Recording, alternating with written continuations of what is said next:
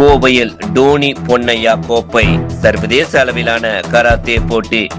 முன்னாள் அமைச்சர் எஸ்பி வேலுமணி போட்டிகளை துவங்கி வைத்து டோனி பொன்னையாவிற்கு சிறப்பு விருது வழங்கி கௌரவிப்பு. கோவையில் டோனி பொன்னையா இன்டர்நேஷனல் கராத்தே கோப்பை 2026 போட்டி ஈச்சனாரி பகுதியில் தனியார் மண்டப அரங்கில் நடைபெற்றது. இதில் முன்னாள் அமைச்சரும் தொண்டாமுத்தூர் சட்டமன்ற உறுப்பினருமான எஸ்பி வேலுமணி சிறப்பு விருந்தினராக கலந்து கொண்டு கராத்தே போட்டிகளை தொடங்கி வைத்தார். தொடர்ந்து போட்டியில் பங்கேற்ற வீரர் வீராங்கனைகளுக்கு வாழ்த்து தெரிவித்து சிறப்பாக விளையாடி வெற்றி பெற வாழ்த்துக்களை தெரிவித்தார். கட்டா மற்றும் குமித்தே ஆகிய இரு பிரிவுகளிலும் பல்வேறு வயது மற்றும் எடை பிரிவுகளின் கீழ் நடைபெற்ற போட்டிகளில் மலேசியா, தாய்லாந்து, இந்தியாவின் பல்வேறு மாநிலங்களைச் சேர்ந்த நூற்றுக்கணக்கான கராத்தே வீரர் வீராங்கனைகள் ஆர்வமுடன் பங்கேற்று தங்களது திறமைகளை வெளிப்படுத்தினர். போட்டி முழுவதும் விறுவிறுப்பாக நடைபெற்ற நிலையில் பெற்றோர்கள் மற்றும் பொதுமக்கள் திரளாக கலந்து கொண்டு போட்டியாளர்களை உற்சாகப்படுத்தினர். நிகழ்ச்சியில் கடந்த 50 ஆண்டுகளாக கராத்தே கலையை வளர்ப்பதற்காக அர்ப்பணிப்புடன் பணியாற்றி வரும் டோனி பொன்னையாவிற்கு அவரது வாழ்நாள் சாதனையையும் விளையாட்டுத் துறைக்கான பங்களிப்பையும் பாராட்டி முன்னாள் அமைச்சர் எஸ்பி வேலுமணி சிறப்பு விருது வழங்கி பொன்னாடை அணிவித்து கௌரவித்தார். முன்னதாக தலைமை பயிற்சியாளர் ரமேஷ் செய்தியாளர்களிடம் பேசுகையில், கராத்தே என்பது வெறும் தற்காப்பு கலை மட்டுமல்ல, ஒழுக்கம், கட்டுப்பாடு, தன்னம்பிக்கை மற்றும் மன உறுதியை வளர்க்கும் வாழ்க்கை முறையாகும். இன்றைய இளம் தலைமுறையினர் விளையாட்டுடன் தற்காப்பு கலையையும் கற்றுக்கொள்வது காலத்தின் தேவையாக இருப்பதாக அவர் கூறினார். போட்டிகளில் வெற்றி பெற்ற வீரர் வீராங்கனைகளுக்கு கோப்பைகள், பதக்கங்கள் மற்றும் சான்றிதழ்கள் வழங்கப்பட்டன. இதில் கராத்தே பயிற்சியாளர்கள், விளையாட்டு ஆர்வலர்கள், பெற்றோர்கள் மற்றும் ஏராளமான மாணவர்கள் கலந்து கொண்டனர்.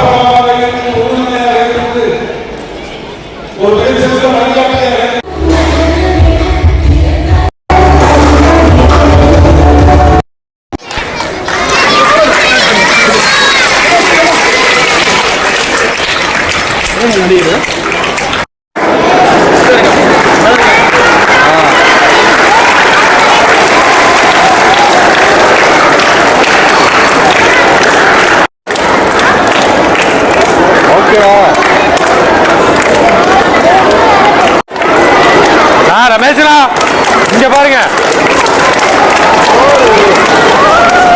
நன்றியை தெரிவித்துக் கொண்டு இங்க வந்திருக்கூடிய கராத்தே வீரர்களுக்கும் வீராங்கனைகளுக்கும் அவருடைய பெற்றோர்கள், பெரியவர்கள்